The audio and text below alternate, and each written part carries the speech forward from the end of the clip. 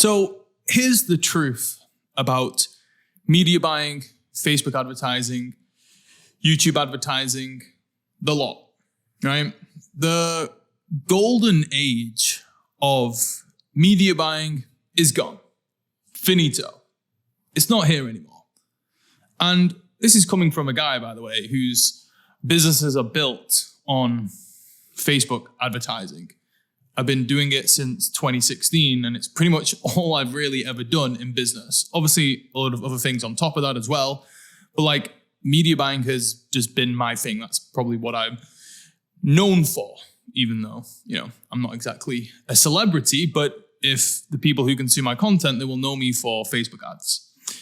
But I'll be honest, it's getting really fucking hard. It's getting a lot harder than it was when I first started out. Now, I don't just want to come on here and be all doom and gloom, because there are actually a few advantages that have been created because of the fact it's getting harder, which I'll explain about in a second. And if you can take advantage of those things, then you can actually have an incredibly successful business using media buying and Facebook advertising, or being a media buyer and have a great career. So here's what's changed, right? Like, because Facebook advertising in the beginning was so easy and people were making so much money with it, everyone started to use it. Like, the world hadn't really seen anything like Facebook ads before. Previously, if you wanted to advertise, you'd have to pay a load of money for a TV advert, or pay a radio station, or pay like a lot of money up front to be advertised in magazines, or do like mail advertising. And there's a lot of barriers to entry to that sort of advertising. With Facebook, anyone with a friggin' Facebook account could start running some ads. And because it was brand new, it wasn't very competitive, it meant that you could make a shit ton of money. Like, when I first started advertising in 2016, we were running a webinar funnel, and the 90-minute webinar that people got registered for would only sell a $99 product. Then after they bought that product, they would get upsold onto a high ticket where a lot of people made a lot of money, but people were making profit on the front end, which is just, it blows my frigging mind. Like, right now, there's so many people that have gone broke trying to run a webinar funnel selling a 1K product or a 15K product. They can't get that profitable. 2016, we were making money selling a $99 product. Like, do you realize how skewed those numbers are? To get someone to click, to register, to show up and buy, we were profitable selling a $99 product, which is friggin' insane. Considering, I know some people who will pay $15 to $20 to get one registrant, and the show rate will be 15%, right? So already there, you're not going to make any money, even just with those simple KPIs. So the landscape has changed dramatically. Now, there are, again, some advantages that has been created because it's a lot harder, right? So what happens is that when Facebook first came out and everyone started advertising, anyone could get it to work. Anyone could get it to be profitable. So this is what created the surge of friggin' agency owners. So I know in the agency space, there's lots of different agencies you can create, but by far the most popular type of agency was a Facebook ad agency. And the reason why is because anyone could do it and anyone could get results. Or if you didn't want to do it, you could hire someone for very, very cheap and they could get results, i.e. contractor arbitrage, as I believe they call it. Now, what happened is because so many people have started advertising, obviously it's become harder and harder. So you can't really now rely on an unskilled contractor to fulfill the work for a client. Or if I'm a coaching company, I can't just hire an unskilled contractor to run my ads for me because they're going to lose me a lot of money. And in fact, all the people that made a shit ton of, I shouldn't say all, that's an absolute statement, that's incorrect.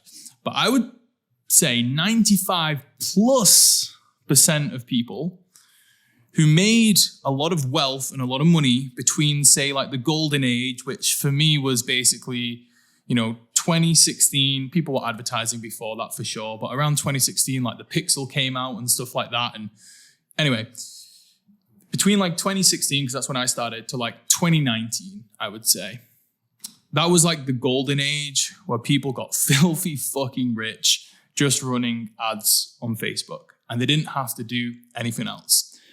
And that kind of like coincided, funnily enough, with the ClickFunnels community and ClickFunnels blowing up, because you had all these online entrepreneurs or people who wanted to make money online. None of them had the skills to build websites or do code.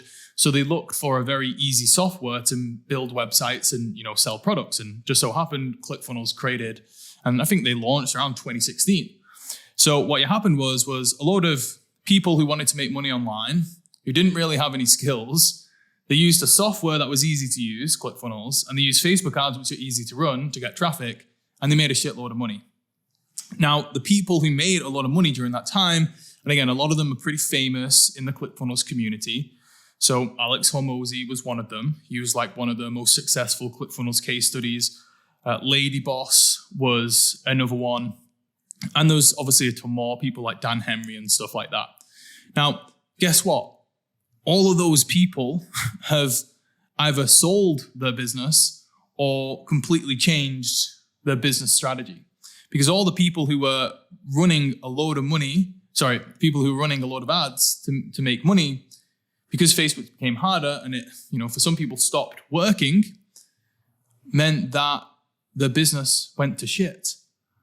Like I guarantee, I know, the story of Hormozi, and I'm sure, after I don't know how many years he was running Gym Launch, I get it. If you've been running a company at that level for 4 or 5 years and you get called to go and do something different, then that's fine. That's his decision and it's cool. But I guarantee if Facebook ads were as easy as they were in 2016, 2017, when he was making a lot of money, he wouldn't have sold Gym Launch. The reason why he sold Gym Launch was because it was fucking hard to grow. The same with the lady boss.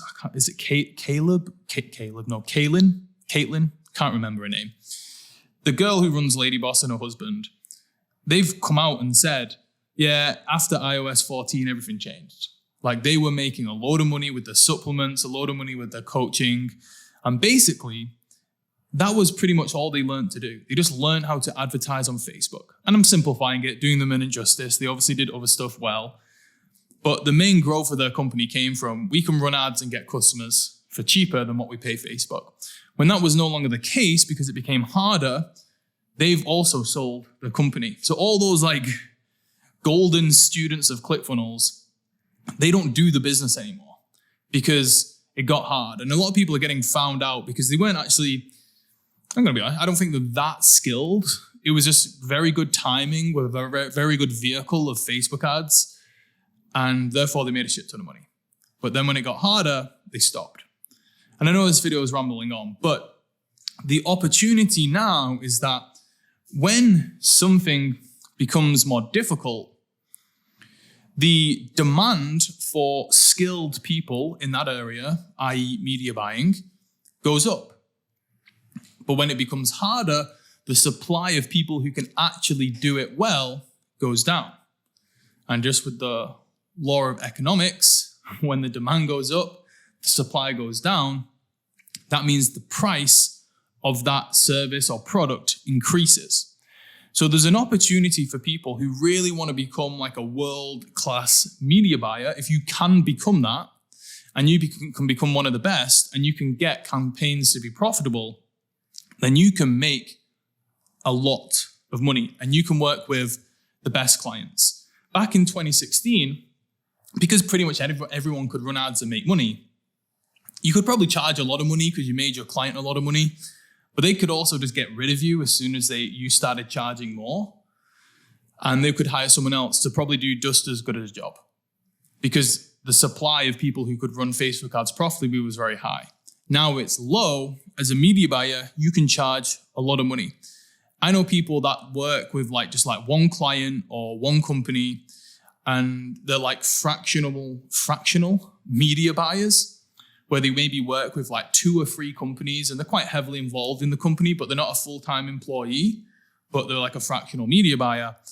And they'll get paid like 5 figures a month off these, 2 to 3 different companies.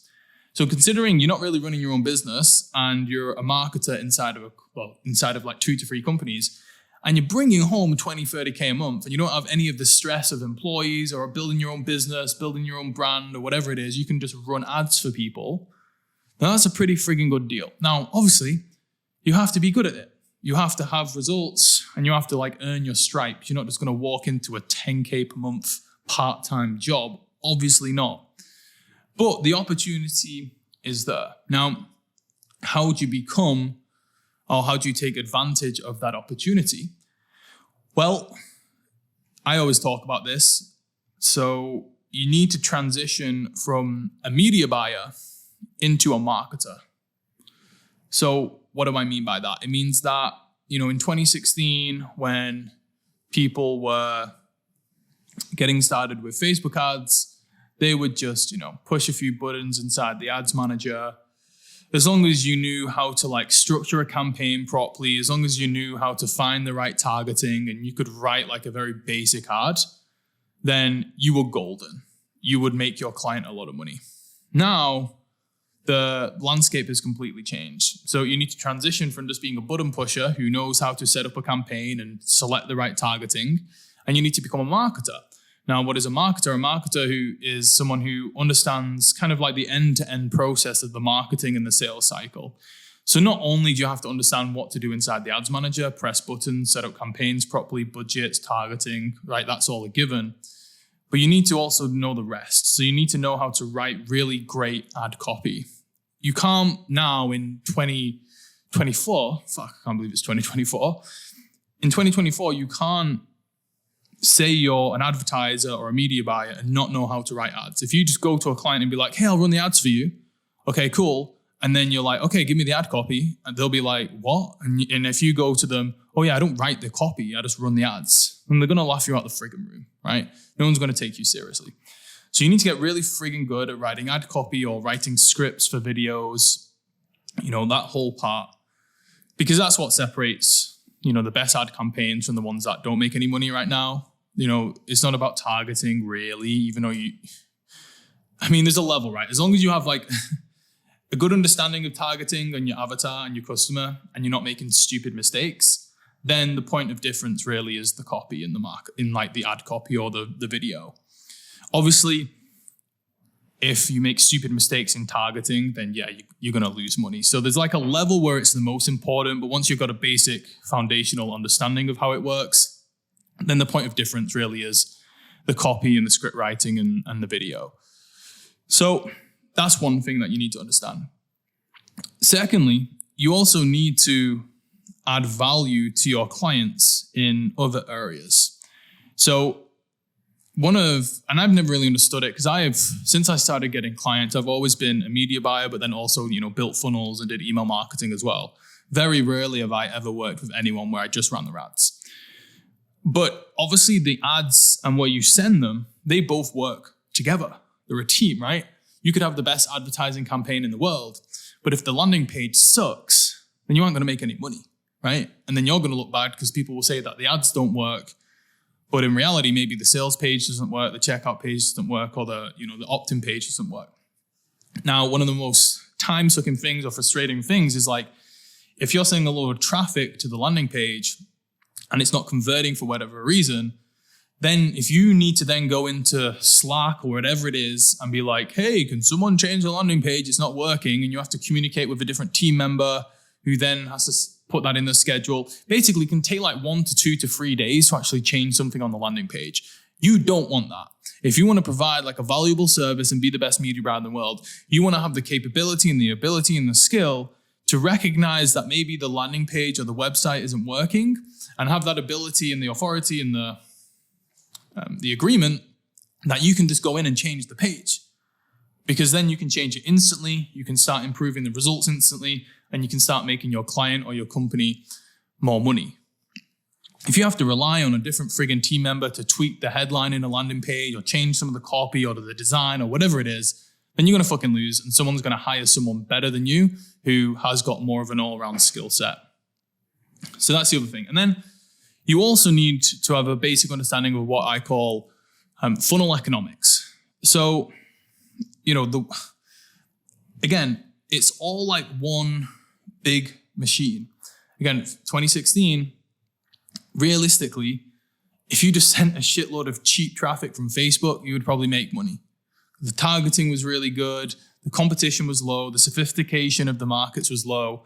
And therefore, it was really just like, can I just drive as much cheap traffic as possible to my website or my funnel? Enough volume will go through and it'll work. We'll worry about the conversions later. But now you need to understand that you need to have a better understanding of, okay, well, if they get to the landing page, I need to know the KPIs or the conversion numbers throughout the entire process. So not just the landing page conversion, but the checkout page conversion. If you're getting sales calls booked, then you need to have an understanding of the show up rate, the call book rate, the close rate, all of it. You need to have a handle on it all to really understand, are your ads going to be profitable? You can't just look at your cost per click and be like, oh, I'm doing a good job, right? Because now the cheapest clicks doesn't necessarily mean, you're going to make a load of money. It could be like a really low quality pool of traffic. And that's not good because they're not going to convert on the back end. So you need to have a full understanding of like funnel economics.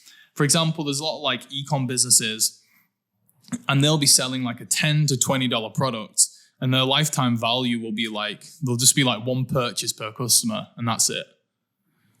And that's not going to work out. Like if you're running ads to a $20 to $30 product and that's it, there's no upsell, there's no ascension, then you're not going to make any money. Because I know with funnel economics that the lifetime value isn't enough. Like you're not going to make money with Facebook ads with that low of a lifetime value. So if you've got like a low ticket product like that, you need to make sure that the system in the back end is converting them to spend more or to become a high ticket customer. Then you can afford to take a loss on the front end sale to make the money in the back end. But again, if you're just like a single-minded media buyer where it's like, oh, I'm doing my job if I just get the lowest cost per click, then you're going to fucking lose, right? Because the company's going to make no money, you're going to get fired, or your business ain't going to make any money, you're going to go broke, right? So you need to have a full understanding of the end-to-end funnel marketing sales process to understand what numbers you're looking for. And again, bonus points if you can go in and edit and change and optimize any parts of that funnel process as well, which is why really like I personally believe like the best ad agencies aren't just ad agencies. They're people who will run the ads, but they'll also take handle of or take control of the full funnel process, because then they're taking accountability and responsibility for the entire machine, which obviously is more important than to work. More important now than ever that they work together and you understand the full process. So it's definitely not friggin' easy. I wish I had the skills that I do have now. I wish I had the confidence that I have now back in 2016, because I'll be honest, like I fucked up. Like I didn't take advantage of the opportunity whatsoever. Like if I had understood like the opportunity that I had, like I'd be making millions of dollars with like low ticket courses, because back in 2016, you could make a load of money with just like an automated funnel, no fulfillment hardly, just like a course or being an affiliate or whatever it was, like you could make millions. But for whatever reason, didn't have the awareness, confidence, skill, whatever it is. And, a lot of the time, like you can have a look at like, oh, this person got lucky. Like you could look at the people that I mentioned before, right? Like the Hormozis or, Lady Boss, or the people in the ClickFunnels community that, were like the first batch of like 2 Comma Club Award winners. Some people, if they're just starting in business now, could look at them and be like, oh, fuck, they got it easy. They got lucky. But the thing is, I can't do that because I started in 2016, which was a similar time to some of these people, and I fucked up. I didn't take advantage of the opportunity. So that's kind of like something I think about, and it's like frustrating for me, but then obviously you can't dwell on it. So it's just kind of like one of those things, but there's still an opportunity now, but you just have to work harder to become the best. Because when you're up there with the best, there's actually less competition. But getting there is the hard part. But when you're actually good at advertising and you're a good media buyer, then actually staying at the top is pretty fucking easy. You'll get clients, you'll get good companies to work with, or you'll make a lot of money, because there's only a very small number of us up here. And yes, I'm going to humbly add myself to that top category. There's only a small number of us up here because it's harder and people can't be bothered to put in the work to learn it. So if you become more of an all-round marketer, you will then become one of the best media buyers. So yeah, I rambled in this video. I don't really know why. I just felt called to make the video. Also testing out some new stuff with the camera, trying to get the audio and the lighting working. But yeah, thanks for watching, and I'll see you on the next one.